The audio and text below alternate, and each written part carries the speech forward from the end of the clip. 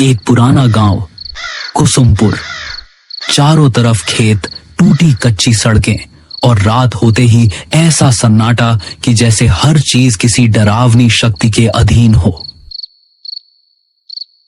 यहां गांव में कुछ दिनों से रात में लोग एक एक करके गायब हो रहे हैं और इन्हें कौन गायब कर रहा है ये कोई नहीं जानता। इस वजह से यहां के लोग रात में बाहर निकलने से डर रहे हैं। वीरेंद्र शहर में रह रहा था। उसके पिता की हाल ही में मौत हुई थी और अब उसे अपने पुश्तैनी घर और जमीन के कागज पूरे करने के लिए कुसुमपुर लौटना पड़ रहा था। शाम का समय था। आकाश में हल्की धुंध थी और सड़कें लगभग अंधेरी। वीरेंद्र ऑटो में बैठा गांव की ओर बढ़ रहा था। ऑटो वाला चुपचाप ड्राइव कर रहा था। वीरेंद्र ने मजाक में कहा, भाई रात में तो काफी सुनसान रहता है यहाँ। ऑटो वाला बस एक ही बात बोल पाया, साहब कोशिश करना रात को बाहर मत जाना। रास्ता लंबा और धूल से भरा था। वीरेंद्र ने बाहर झांक कर देखा तो उसे सड़क किनारे खड़े पेड़ और खेतों के बीच से गुजरती अजीब सी परछाइयां दिखाई दी। हल्की हवा से पेड़ों की शाखाएं जैसे फुसफुसा रही हों। वीरेंद्र ने खुद से कहा, बस शहर में रहकर ही अच्छा था। ऑटो धीरे धीरे गांव के मुख्य चौक पर पहुंचा। वहां का दृश्य वीरेंद्र को हैरान कर गया। पूरे गांव में सन्नाटा था। कोई दुकानदार नहीं, कोई आदमी नहीं। चौपाल खाली थी। कुत्ते भी अपनी जगहों पर भौंक रहे थे। वीरेंद्र ने ऑटो वाले से कहा, भैया आप जाओ। ऑटो वाला सिर हिलाकर चुपचाप वहां से चला गया। वीरेंद्र अपने पुराने घर की ओर बढ़ा। पुराने रास्ते, टूटी सीढ़ियां और जर्जर दीवारें उसे बचपन की याद दिला रही थीं। घर का दरवाजा अजीब तरह से बंद था। वहीं उसे अपनी बचपन की दोस्त मंजरी दिखाई दी। मंजरी अब अकेली रह रही थी। उसका चेहरा थका हुआ और डरावना लग रहा था।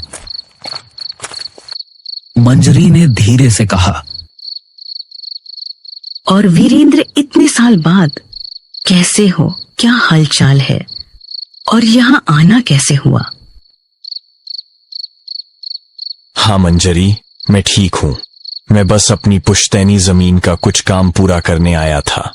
लेकिन यह बताओ, ये गांव में इतना सन्नाटा क्यों है? वीरेंद्र, हर रात यहाँ कोई ना कोई आदमी गायब हो जाता है। कोई आवाज नहीं, कोई निशान नहीं। बस सुबह जमीन पर एक काला निशान मिलता है, जैसे किसी ने उन्हें जला दिया हो। वीरेंद्र ने हंसकर कहा, मंजरी, ये सब मनगढ़ंत बातें हैं। गांव वाले डरावनी कहानियां बनाते हैं। अगर तुम इसे हल्के में लोगे तो शायद बाद में पछताओगे। रात में बहुत अजीब चीजें होती हैं। आवाजें, परछाइयां और कभी-कभी नाम पुकारने वाली आवाजें। वीरेंद्र ने उसे शांत करने की कोशिश की, लेकिन उसके मन में डर बैठ गया। वह जानता था कि रात अब शुरू हो चुकी है और गांव का सन्नाटा धीरे धीरे उसे अपने घेरे में ले रहा है। रात गहरी होने लगी।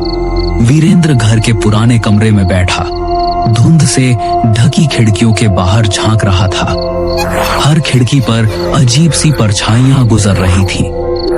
कभी हवा में फुसफुसाहटें, कभी दीवारों के पीछे किसी का नाम पुकारना। वीरेंद्र ने सोचा, यह सब अजीब है। लेकिन उसके पास समय कम था। वो डरते डरते सोया। अगले दिन जमीन और घर के कागज कंप्लीट करने थे। वो धीरे धीरे गांव की गलियों में घूमना शुरू करता है। वहां हर घर का दरवाजा जल्दी बंद होता है। कोई बाहर नहीं दिखता। चौपाल बिल्कुल खाली। कुत्ते भी अजीब तरह से घूर रहे थे। वीरेंद्र ने महसूस किया कि जैसे हर कोई डर के साए में रह रहा हो। तभी उसे गांव का पुराना पंडित दिखाई दिया। पंडित बुजुर्ग और गंभीर थे। उनका चेहरा समय की मार झेल चुका था। पंडित ने वीरेंद्र को देखते ही गंभीर स्वर में कहा, वीरेंद्र, तुम यहां क्या करने आए हो? पिताजी के जमीन के कागज पूरे करने, लेकिन ये सब अजीब क्यों है? यह गांव शापित है और यह श्राप उसी जमीन से जुड़ा है जो तुम्हारे परिवार की थी। वीरेंद्र हैरान रह गया। उसने पूछा, कैसा श्राप? तुम्हारे दादा ने इस जमीन पर एक मंदिर गिरवाया था। उस मंदिर में एक रक्षक की आत्मा थी जो गांव की रक्षा करती थी। जब मंदिर टूट गया, आत्मा कैद हो गई। अब यह हर रात किसी इंसान की आत्मा खींचती है ताकि अपनी कैद से मुक्त हो सके। वीरेंद्र ने पंडित की बातों को बड़ी गौर से सुना, लेकिन उसके भीतर डर बैठ चुका था। वीरेंद्र ने पंडित की बातों को सोचते हुए रात बिताई। आसपास के धुंध और आवाजें उसे लगातार परेशान कर रही थीं। दीवारों के पीछे फुसफुसाहटें, हवाओं में नाम पुकारने की आवाजें और खिड़कियों से गुजरती काले साए उसे मानसिक रूप से कमजोर कर रहे थे। अगले दिन वीरेंद्र ने तय किया कि वह उस जगह जाएगा जहां मंदिर था। उसे जानना था कि क्या सच में यह श्राप उसके परिवार की गलती का परिणाम है। वीरेंद्र, मत जाओ वहां। यह खतरनाक है। तुम्हें शायद बचकर नहीं निकल पाओगे। मुझे सच्चाई जाननी है। अब डर कोई काम नहीं आएगा। रात का समय था। पूरा गांव वीरेंद्र को रोकने की कोशिश कर रहा था, लेकिन वीरेंद्र ने हिम्मत दिखाते हुए आगे बढ़ना तय किया। वीरेंद्र उस जगह पहुंचा। चारों तरफ जली हुई मिट्टी, टूटी दीवारें और बीच में एक पुराना बुझा हुआ दिया पड़ा था। वीरेंद्र ने धीरे से दिया जलाया। जैसे ही लौ उठी, जमीन हिलने लगी। हवा में सिसकारियां गूंजने लगी। वीरेंद्र का मन डर से कांप रहा था। तभी मंजरी वहां पहुंचती है, लेकिन उसका चेहरा बदल चुका था। उसकी आंखों में अब शैतानी शक्ति दिख रही थी। मंजरी इंसान नहीं थी। वो वही राक्षस की आत्मा थी जो मंदिर टूटने पर कैद हो गई थी।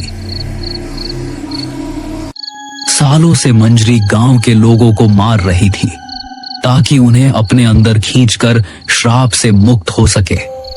लेकिन अब वीरेंद्र के लौटने से उसकी कैद पूरी तरह टूटने वाली थी।